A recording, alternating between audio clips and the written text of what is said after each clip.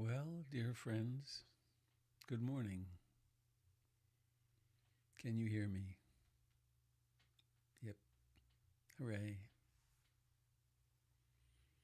Oh.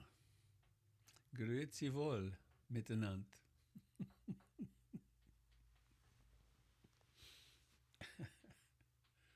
Alors, bonjour, comment ça va? Where are you in Switzerland? Near Geneva. So, on parle français là-bas. Tu parles français? Merci, merci. J'étais à Genève pendant un an, il y a 50 years ago.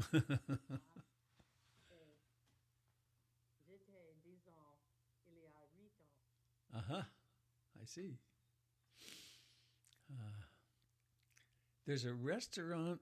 Oh gosh, you cross the bridge going northeast, the main bridge, the pont, and there's a restaurant where they had a dessert called the Colonel, which was which was lemon lime sorbet and kirsch. Yeah. Also, there was the deep fried Gruyere. I forget what that was called. That was with a younger body. Well, hi, friends. Um, I'm getting a little echo. Not bad. So I have a debate this morning. I talked with Amanda for a minute before. Do I mention the horrors of school shootings or the difficulties of the world? I sure don't want to dwell in there. To not have the capacity to change the track in our minds dooms us to going down the tube as the world is brought into our worldview, our experience. So I guess I just want to bow to that reality that there are really very sick people in the world and very bad things happening. And at the same time, there are marvelous things happening, and it's always been this way. And so, where is our sphere of influence? Where do we have some purchase? And one place is right here, with our own consciousness, that we then affect everyone that we encounter. We leave behind us a wake, like a boat. And it would appear as though we have some choice developmentally of who we are and who we become. And that's the blessing of the Dharma. And I'm going to read you this letter that I received a while back. I read it just a couple of months ago, but so be it. Are you recording, Robert? Oh, I'm not here. Thank you, Jim. Wonderful of you to do that. Record here. Recording in progress. And Jim, are you shotgunned yet? Not yet. Okay, there you are. You got the... Thanks. So I got this letter out of the blue a while back, 2 or 3 years. Dear Robert, I've been wanting to introduce myself, but have been hesitant to call attention to myself and take up time at the end of your Sunday talks. I've attended only a few of them and no one there knows me yet. I live in Texas and have been loosely attending Austin's Shambhala Meditation Center, mainly the Heart of Recovery 12-step meeting, for the past 4 years. Today is my 4-year sobriety birthday, and I and my family really appreciated your talk today. I know every single one of us is a living, breathing example of anicca, but a little over a year ago, we were thrust undeniably and inescapably into it. John is the youngest of my 3 boys, and I have a lot of loves in my life, but he has really been my shining star. He's a beautiful and charming kid, and who was the lead in all his high school musicals from the beginning of his freshman year. So much joy he has brought into our lives. Our life as we knew it was demolished the night of the accident and over the coming weeks.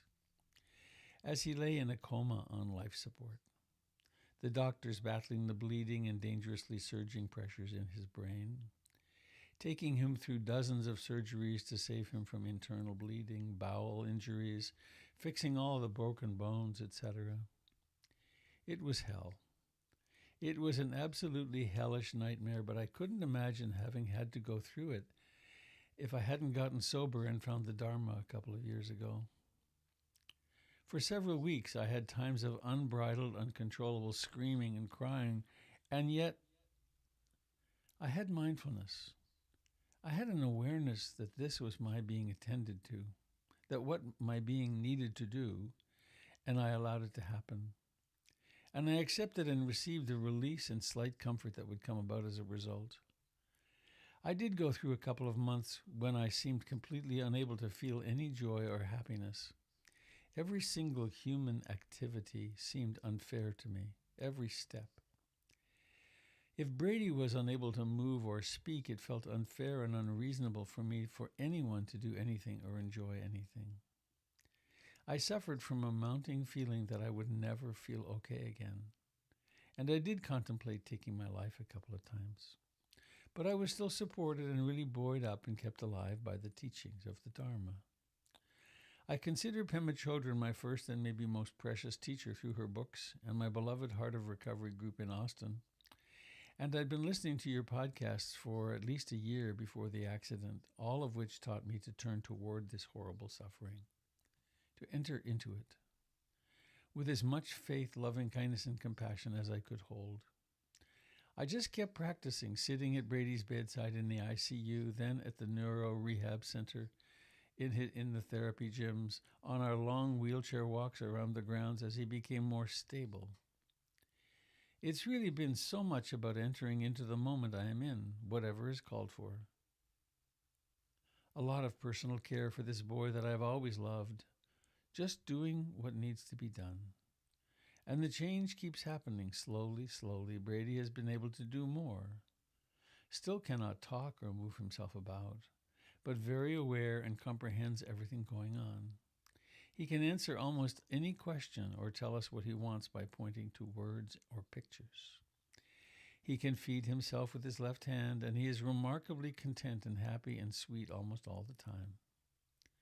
And my happiness has slowly, gradually come back. I can find joy in being with him, with my wife, our two older boys, our friends, our two dogs, Ziggy and Digger, walking and communing with nature like I always did. Impermanence can feel horrible, then like saving grace, and then terrifying. I'm going to hold out. I'm going to get old and die, and someone else is going to have to do what I do for Brady, and then he's going to get old. The truth is that impermanence is real, so it helps to be reminded, supported, and to be able to share that awareness with others.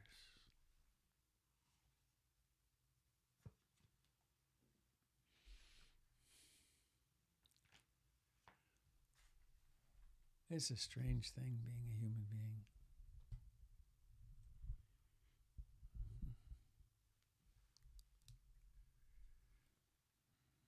I certainly have had the belief that everything should really work out well.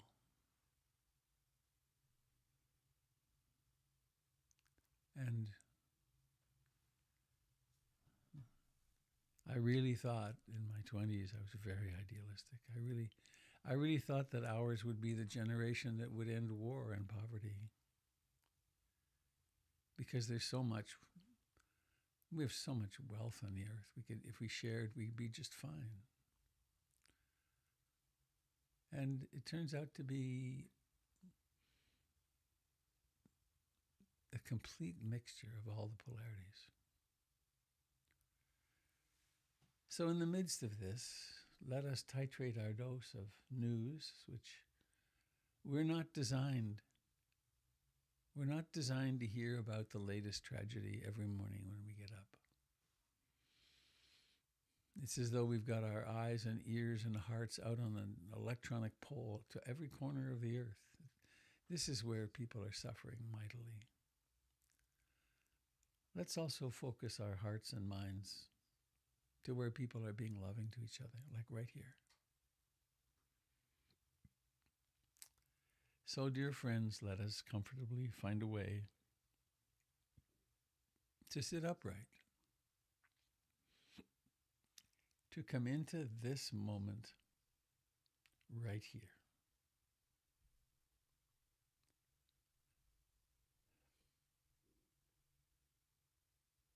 To experience the aliveness of this body now. It's like this.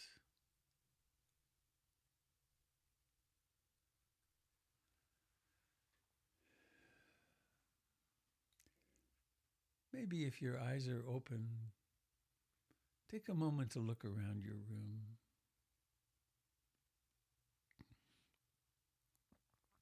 Seeing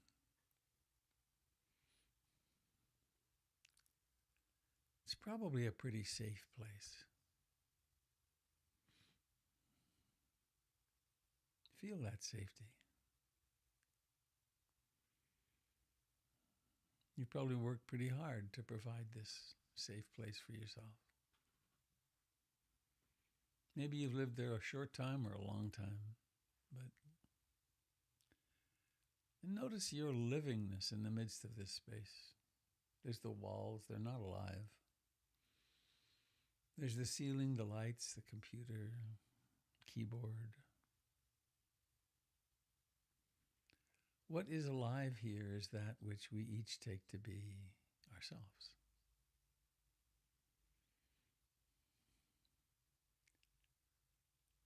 So do let us please come home into the body,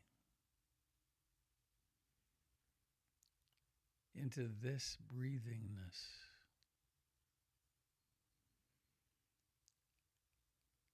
And let's let go of everything else. Cast off lines fore and aft.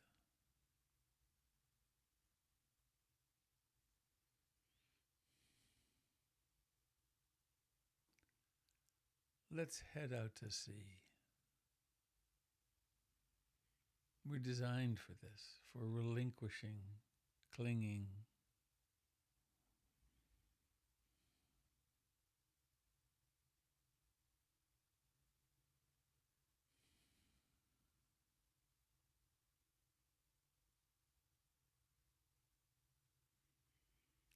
And each breath shines like a beacon.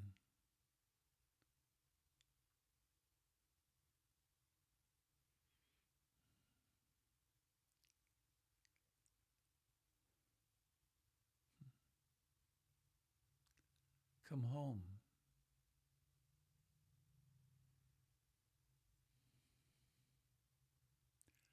Let us awaken from the trance states of wandering mind, restless mind, the mind of desire and the mind of disliking and of opposition to.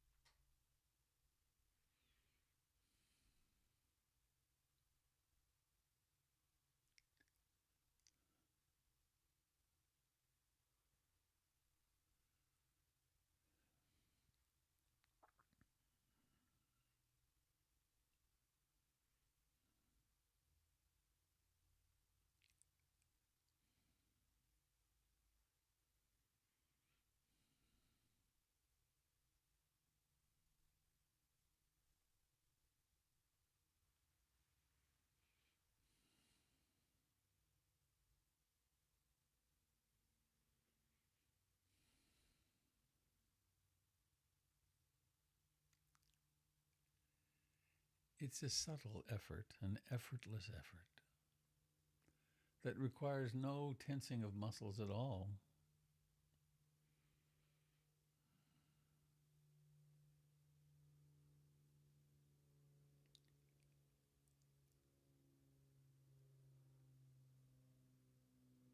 A sound passes here overhead, small plane. It's just a sound, but it's identified by memory as plane.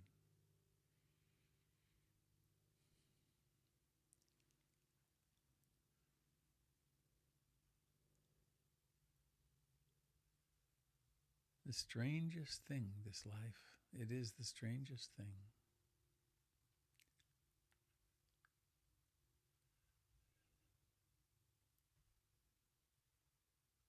We speak the word anicca or impermanence.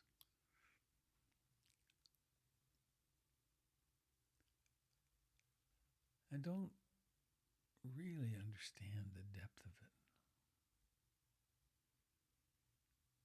But this breath right now is demonstrating it, just like this voice.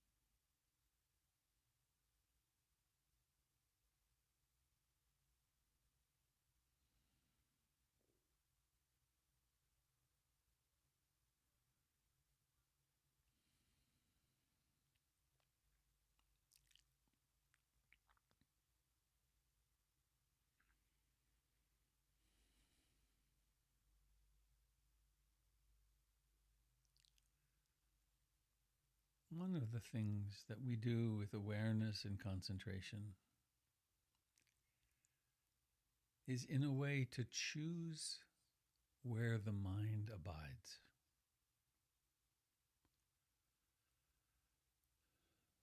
It's a lovely antique word, to abide.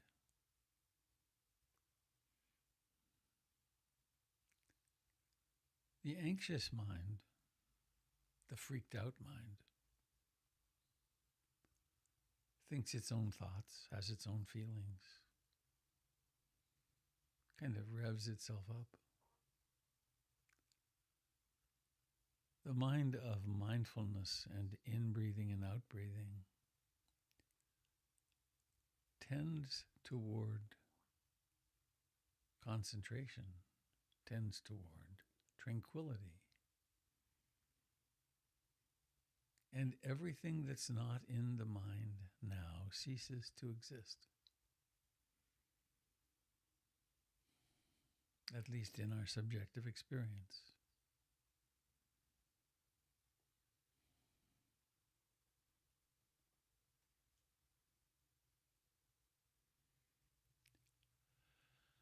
So we can, in fact, take a break from the worry, from the agitation, from the outrage, from the sadness, from the depression.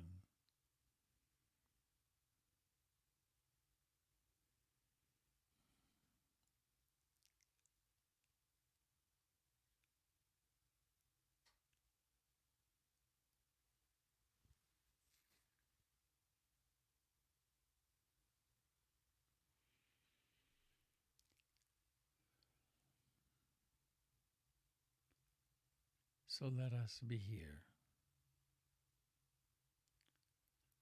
really embracing the actuality of in-breathing and out-breathing, not a fantasy of it, not an imagination or a description.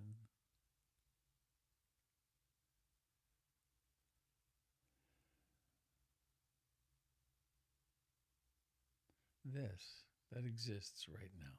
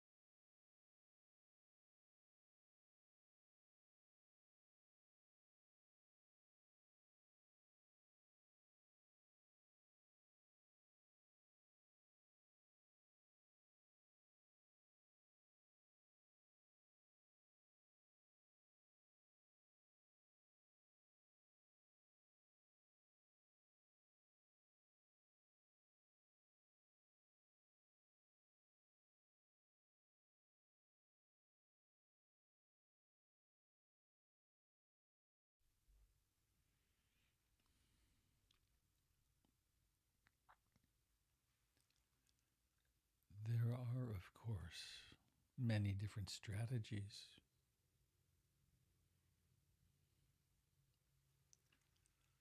One that can be incredibly useful, particularly when the mind is active, agitated,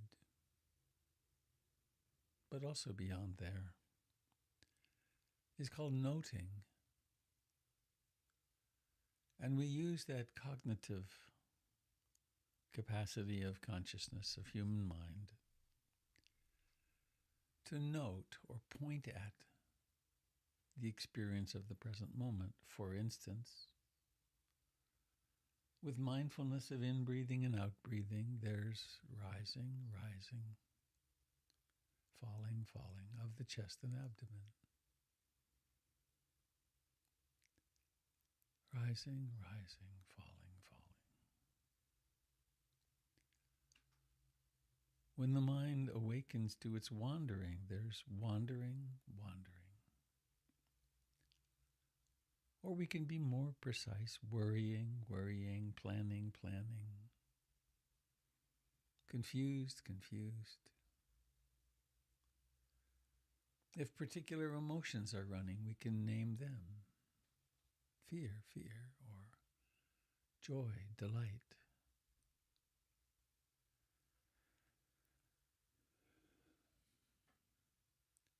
So when wandering occurs and is noted, wandering, wandering, then there could be returning, returning, rising, rising, falling, falling.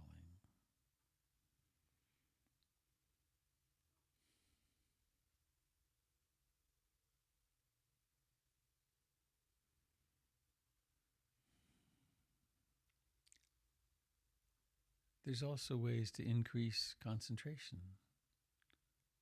Other ways. On the in-breath, we could intone quietly in the heart, may I be really happy. May all beings be happy. Or may I be free from suffering, or may all beings be free from suffering.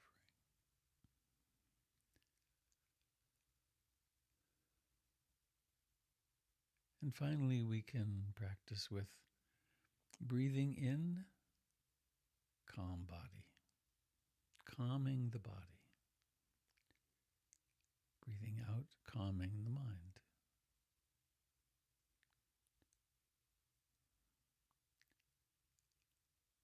Calm body, calm mind.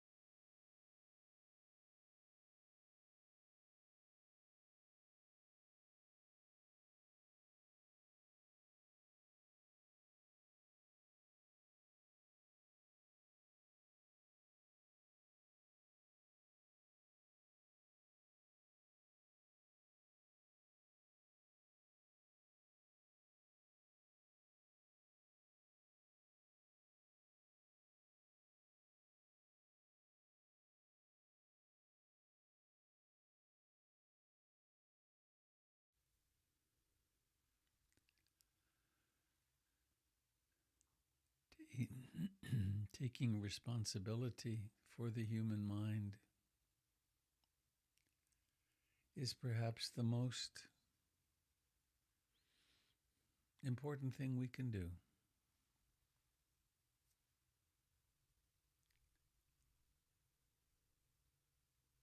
It certainly is a way that we can bring peace to the world by bringing peace to our little corner of it. And our little corner of the world is, of course, intimately connected with every other corner of the world. There's the Hindu story of Indra's web. Each of us sits at the juncture of a tremendous number of connections. And the piece of the web that we are capable of reaching is where we can do our work.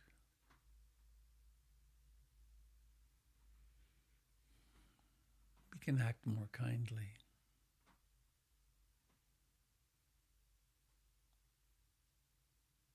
We can be kind to ourselves.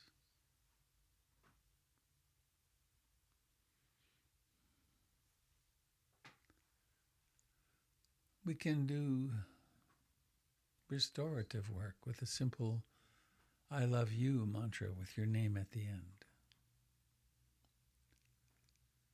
Or forgiveness meditation. Or simply the meditations on tranquility and calm.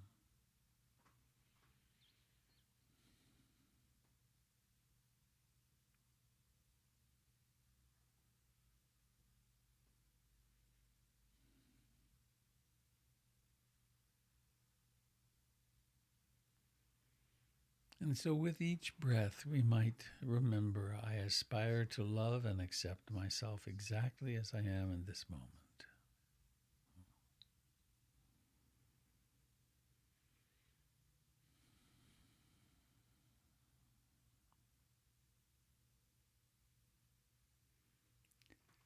And we will discover ourselves to be hurting physically, emotionally.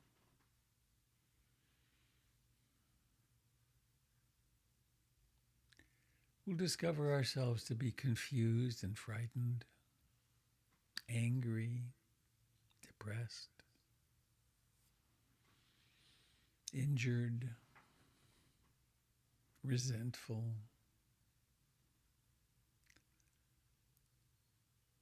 And whenever we do,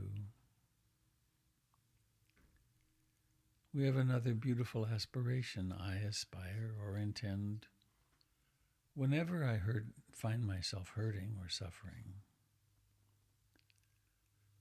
I intend to hold myself in sweet, gentle, loving, kind compassion. And it's not something fancy. It's not something we even have to think about.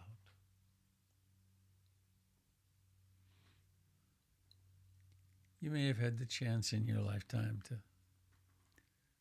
hold an injured child or a heartbroken child or an injured pet or frightened pet.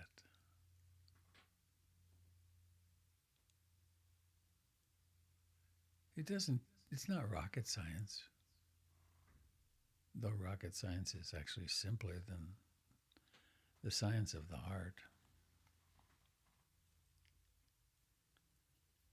What it is love, and oh, you're hurting. Let me be here with you. Please let me be here with you.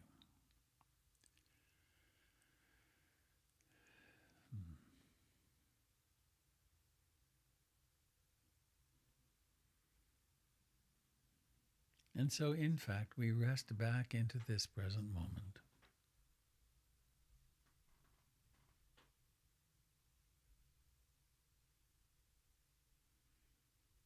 This one right now.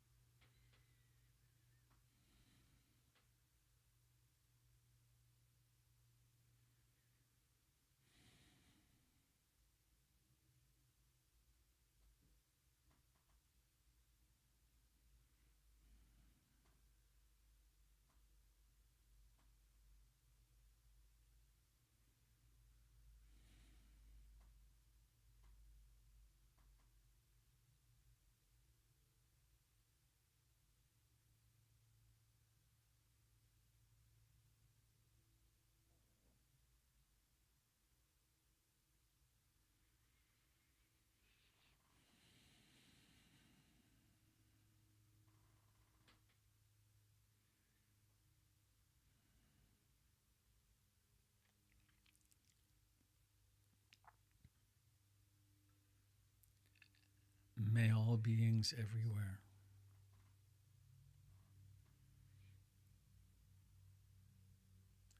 may all those who take birth,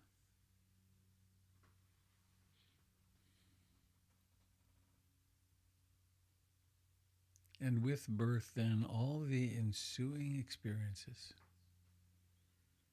all the way till death, may all beings share in the merits of our practice.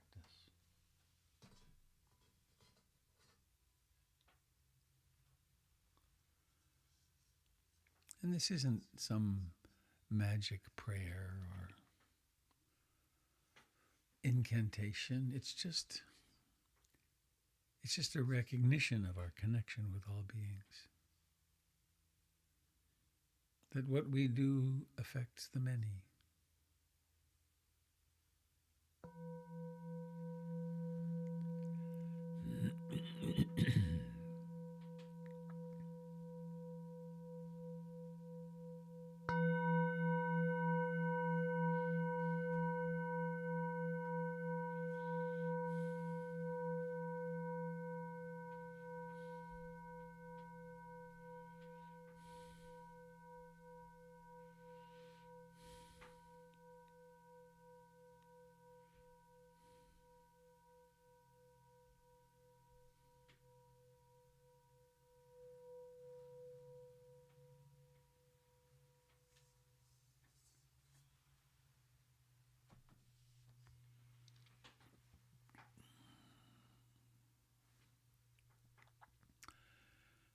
I am moved to share with you a story that some of you may well have heard before.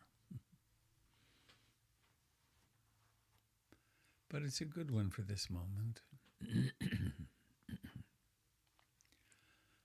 A long time ago in my life, the Argentinians decided they wanted their islands back, the Malvinas. The British had invaded them, colonial times. Still owned them, still owns them, quote, till today, the Falkland Islands. So the Argentinians did in fact take them. They're right next door.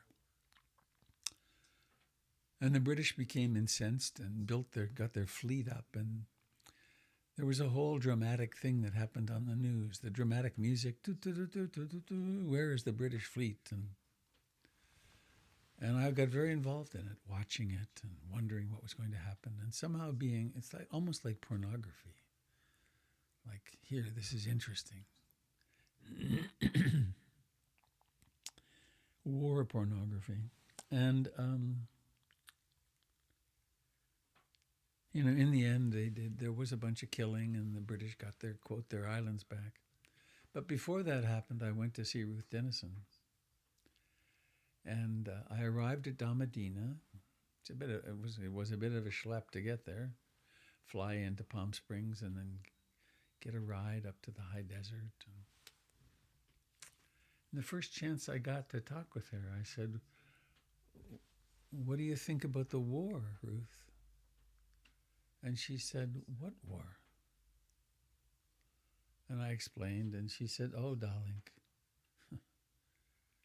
there's always a war somewhere. They're always having a war." And this is in the context of a woman who was an 18-year-old during World War II living in Prussia. So, and who was at the end, I mean, she saw the real thing. She was in the middle of it. She escaped when the Russians were coming, she escaped to the West, and then she decided to go back to try to find her auntie who she loved. And she was captured by the Russians and treated very badly. So she said, and I think this is the salient point for this morning, I don't pay attention to that. I just run my little retreat center here with the intention of extinguishing greed, hatred, and ignorance, which are the causes of war. And everyone who comes here has an opportunity to stop the war. So, of course, we may feel the need to be informed about things and do all that. But let's remember that we have the capacity to stop the war. We can stop the war in our own hearts. We can stop the war between ourselves and our loved ones. And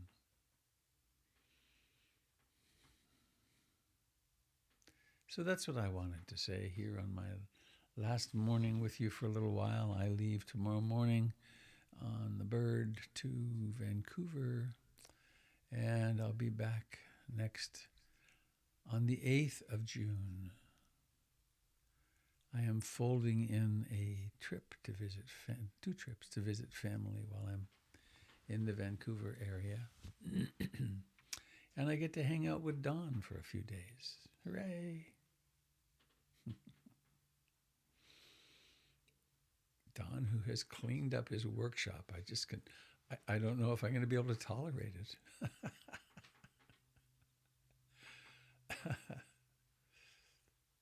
And I get to see Betsy when I'm there too. The lovely Betsy. We have a couple of other surprises for you. A couple of other surprises? Oh my gosh. Yes, it will be interesting. I see. Ah, We're ready for you. you're right. That's what I'm afraid of.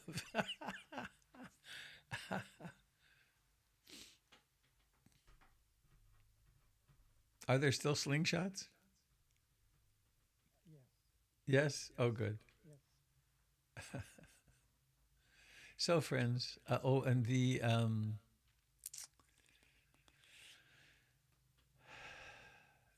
mornings will continue with Jim and the other teachers, and also the 2 Sundays that I'm gone. I hope we have a second Sunday that does not have coverage now, unexpectedly. So I will be talking with the teachers about that. Any of you want to teach for a Sunday?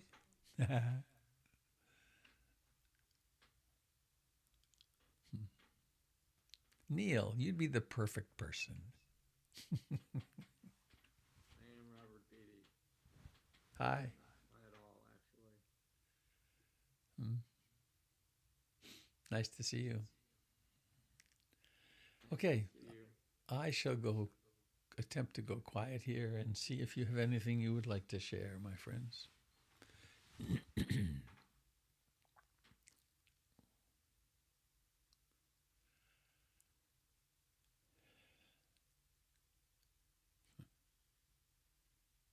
like to share, Robert. Hi, Sherry. I hope I get to see you when you come to Quadra. I think we can make that happen. Yeah. So I just wanted to let you know that today's my birthday. Oh, And I am of the grand old age of 88. 88. Well, I think everyone needs to unmute, and we need to make cacophonous noise. You ready? Happy birthday to you. Happy birthday to you. Happy birthday, dear Sherry. Happy birthday to you.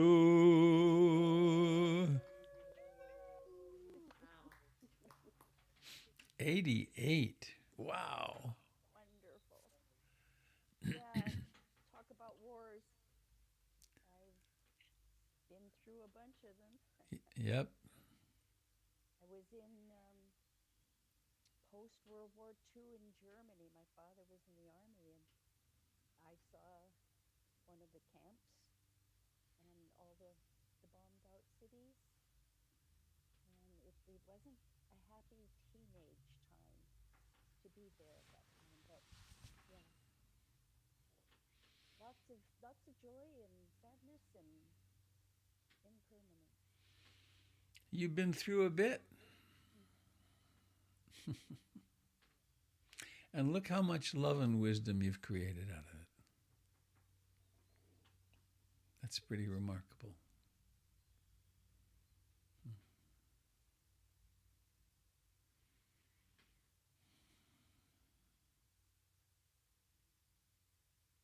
Thanks, everyone. Mm-hmm. 88. You're pretty darn healthy for an 88-year-old. Yeah, there's always the underlying conditions, but Of course. so much. Of course. That's one of the things I have to do is pack all my medications for the trip. Yes. And to be sure I don't leave behind something that is a problem. Yeah.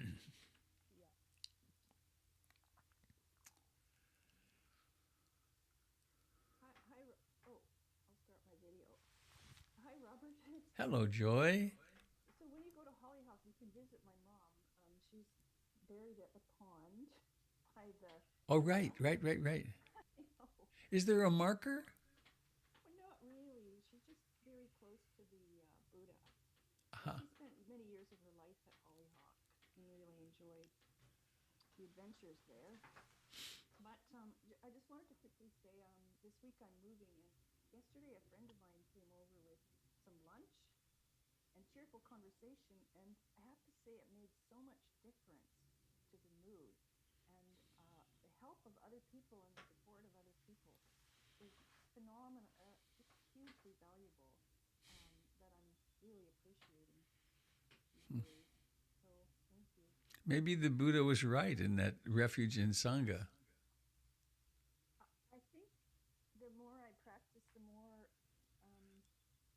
maybe this sounds a bit flaky, but the more love and helpers I see around me all the time. Right. Right. I really wish that the people in the tragedies of the day and the afflictive actions could see that, but it takes a long time of practicing cultivation to really be aware of love and support. Yeah. Well, I'm glad you have that. Well, have a good trip. Thank you. I got my second booster yesterday, so my immunities are going to be up. All I'm having this time is a sore shoulder. So far. Yes, my second booster was, yeah, I felt it. It was sore. Yeah. I'm just glad not to be sick today. Oh, yeah. Yeah. Good morning, Robert. Good morning, Sangha. It's David. Hello, David. Hello, Robert. So, just want to wish you safe travels. I hope that everything goes well in your trip and Thank you. sit and everything. So, and want to let you, the Sangha, know that I'm actually heading out traveling on Monday. I'm for the first time in 3 years. I'm flying off to Montreal on Monday. Spend about a week in Montreal, and it was so interesting. We started the sit today out with speaking French. So, c'est intéressant. So anyway, so I'm doing a week in Montreal where I did my undergrad. I lived there for 5 years, from 85 to 90. Huh. So it'll be good to go back. And then I'll be going on to the Maritimes, Nova Scotia and Prince Edward Island. Nice. Did you go to McGill? I did Concordia. Concordia. Mm-hmm. Yeah, I did my education degree there. Huh. So I'm excited for your travels, and I'm excited for mine too. So yeah, may all go well. And thank you. So lovely sitting with the Sangha again this morning. About the notion of Sangha that Joy mentioned, I sometimes think that the three jewels are actually in reverse, that it should be the Sangha, the Dharma, and the Buddha, actually, because the Sangha is such a precious aspect, Mm-hmm. As are you all. So Mm. thank you so much. Will you check out for me about 3 blocks west of McGill? There used to be a restaurant that served only French onion soup. It was the best ever. So you might check it out. I'll check it out. It's probably not there after 50 years, but I confess it's going to be a food trip to Montreal. I'm going to hit St. Viateur Bagel and Schwartz's for a smoked meat sandwich, and it's going to be a food trip. Ben's is gone, though. Ben's is gone, sadly. How can that be? I don't know. It doesn't make any sense. So They didn't even have a lock on the front door. Really? I know. It was an amazing institution. I loved Ben's. I was there for the last few years of it. So, but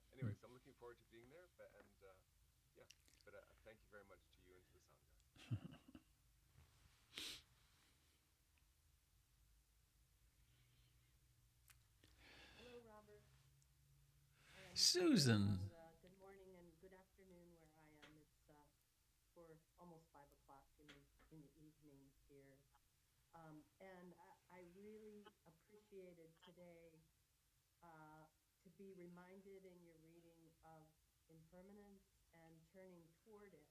I have been traveling now for a week, and Uh I'll be oh. showing you my recent accoutrement that turns out to be a really interesting and complicated surgery needed on my elbow and a real challenge to find a surgeon that will treat me with the vagaries of American insurance. And the injury happened in Rome, and I got treated extremely well there. And when I said, I'm leaving tomorrow for Switzerland, can't I have the surgery there? The surgeon said to me, well, here it would be free. In Switzerland, it will not be free. Oh And boy.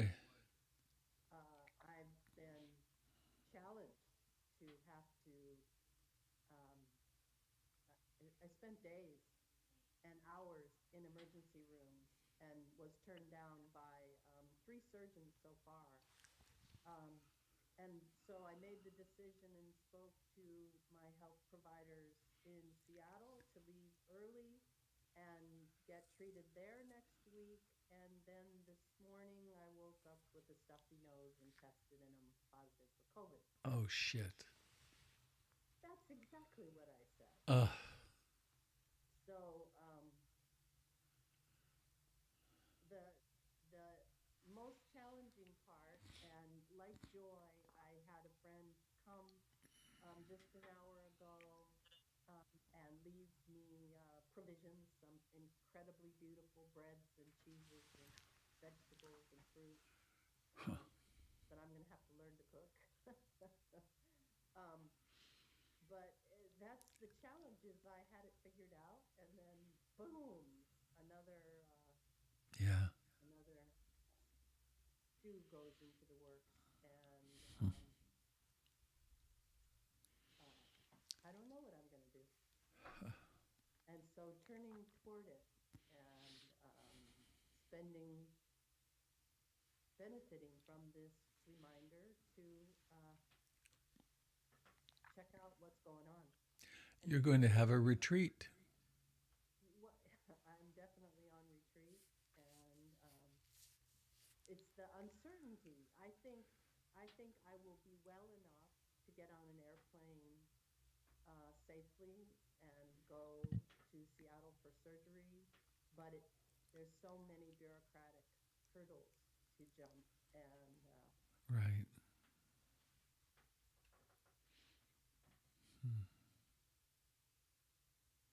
so I'm happy to see you and the Sangha on your last day around this circle, and I appreciate the time.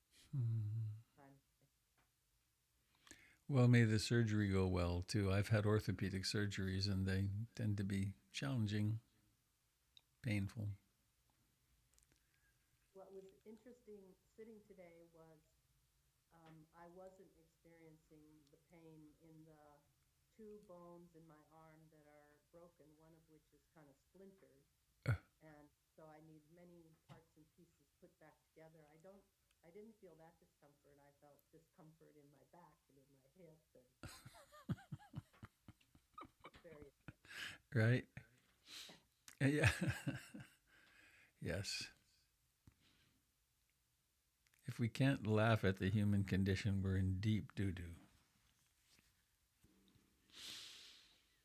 Well, thank you for letting us know, Susan.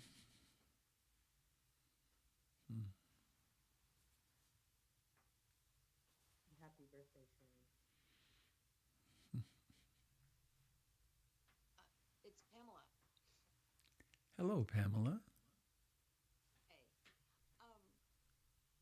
I so appreciate the Sangha and just coming every morning and seeing the group. I sort of feel like David mentioned, it feels sometimes like the most supportive part. Um,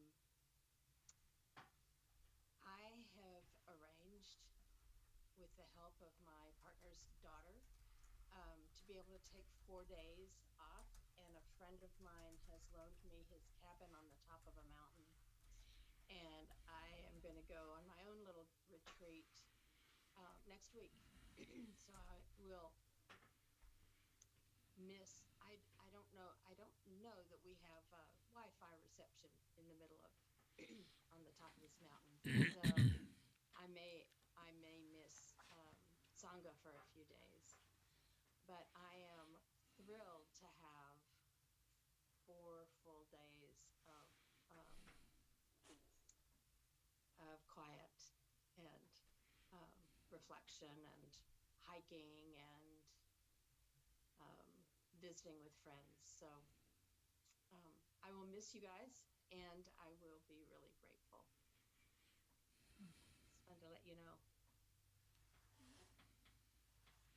Have a great retreat. Thank you. I'm looking forward to it.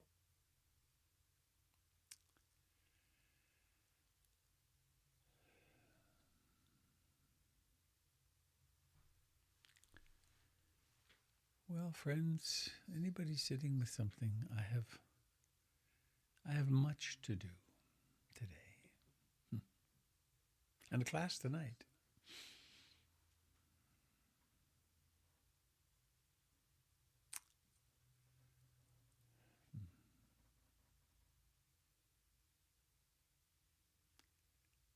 Well, I will delight in seeing you again when I do. Hope to. Let's close with our familiar Bhavatu Sabe Mangalam. May all beings be happy.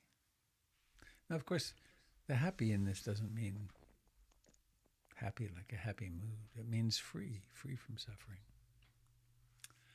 Bhavatu Sabe Mangalam. Bhavatu Sabe Mangalam. Bhavatu Sabe Mangalam. Sadhu, sadhu, sadhu. May all beings receive all blessings.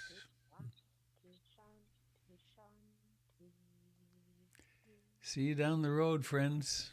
Thank you, Robert. Be well, Sangha. Take care, David. Bye-bye, everybody. Robert. Robert. Be well, be well, be well. Thank you, everybody. Much love.